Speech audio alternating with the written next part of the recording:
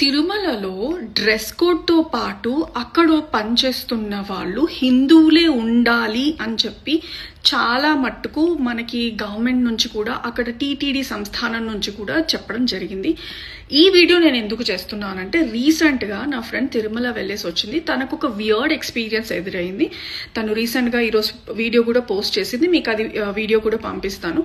ఏంటంటే కొండపై నుంచి మనకి జీప్స్ అవైలబుల్లో ఉంటారు కదా, ఆ జీప్ నడిపే వాళ్ళు అన్య మతస్థులు, అంటే ముఖ్యంగా ముస్లిం అబ్బాయి డ్రైవ్ చేయడం తను గమనించింది. అండ్ సరే డ్రైవ్ చేశాడు అని అనుకోను, కొండపైన పైత్యకరమైన పాటలు పెద్ద పెద్దగా సౌండ్ పెట్టుకొని తను ఎంత చెప్పినా కూడా ఆ సౌండ్ తగ్గించకుండా అలానే నడుపుతున్నారు.